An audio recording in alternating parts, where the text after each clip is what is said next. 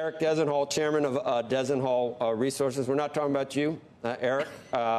Good to see you. How are you? So instead of trying to virtue signal as a company, don't you think they should just mind their P's and Q's, do the best product they can for consumers, do the best they can for employees, do the best they can to keep PCBs out of the Hudson, do all the things that don't come back to haunt you, and you probably do pretty well without, whatever the virtue signal of the day happens to be. Just don't go there. Well, look, for every company that takes a strong position on something like this, there are 30 that do not and do perfectly fine. But nobody ever hears about them because they don't want anybody to be talking about it. There's no question that there are marketplace considerations, and there are times, for example, when a company supports LBG issues. It is something that is important to their employees, and they should do it.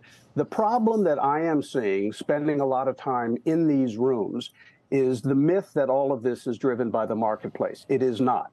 A lot of it is driven by the cohort of people who occupy the advertising, marketing, communications, PR, and sometimes crisis management function that are looking for applause within their tribe and positioning these things as this is what is best for the company.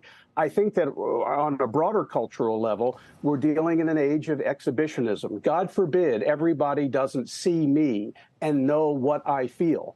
That may be fine if you're Kim Kardashian. It is not fine if you're a large consumer product company. And issues move within a certain window. Let's not forget that Barack Obama did not once support gay marriage. Then eventually he did. I think that you have to understand what's going on in the marketplace. And the Anheuser-Busch, it wasn't really a campaign. It was just a tiny promotion. The reaction to that was so visceral and so deep that it said to their badge customers, we don't like you, even if it wasn't their intention. Right. I mean, we support gay issues here. I've been wearing a pink tie every single, whenever we do it. What month is that when we do it? It's bullying, it's whatever it is, and we've never had any pushback. So I don't know, Eric. It's weird. And you should. It's weird when suddenly it crosses some type, and it becomes viral, and I don't know if anyone could have figured. But the weaponizing started with the reason there's a pushback to the woke stuff is because people would say the first move was made by the companies becoming woke.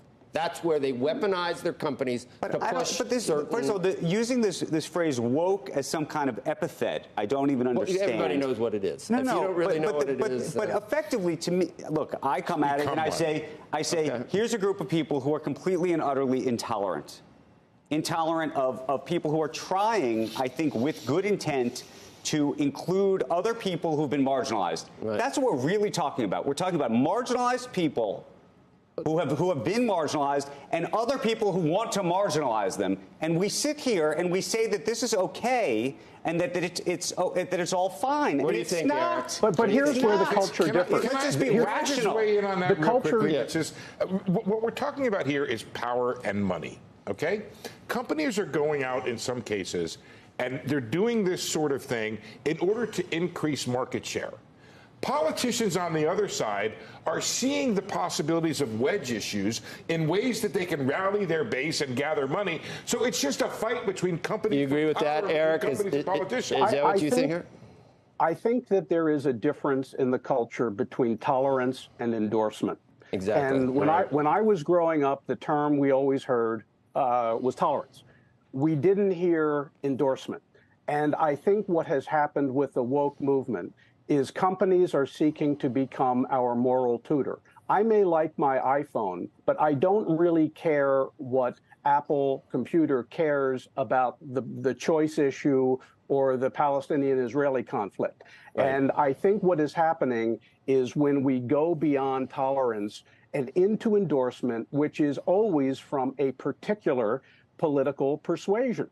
And I think this is the landmine. But it's not that simple, Eric. It's not that simple. Because if you can I ask a question, Steve? Let me just ask a question. Eric, I understand what you're saying, but by endorsement, is that showing anybody who's different at an advertisement? Is that endorsement in your view? I think it depends on what is happening with the particular issue. Years ago, by endorsing LGBTQ issues, that would have been radioactive. Nobody would have done it. In 2023, it is done commonly. It should be done in many cases if it's appropriate to your company. But I think that we're in a situation where people are going beyond where the sweet spot of the public is. And that's what you have to pay attention to. Eric, and it is not that simple. It is a minefield. But let me ask you about the company Nike. Nike has leaned in to what might be described as social issues for a very long time. And they should. You can think about the Colin Kaepernick. That's the right example. Right? And you could argue Republicans, Democrats, all buy Nikes. They seem to have had great success and managed through this. Why have they been able to do that because of their market. Others have not? Because of their market. And people who buy... But we just decided their market is Republicans and Democrats. Everybody's buying sneakers. No, but it is heavily driven by minorities. And I think that they recognize, these are not stupid people. They recognize by supporting when Colin Kaepernick takes a knee, that is a good thing with their base. It is different I don't think that Bud Light would have taken that position or Procter & Gamble would have taken that position. I think many of these companies would have taken no position or tread very, very lightly. It's a function of degree, not dogmatic right or wrong.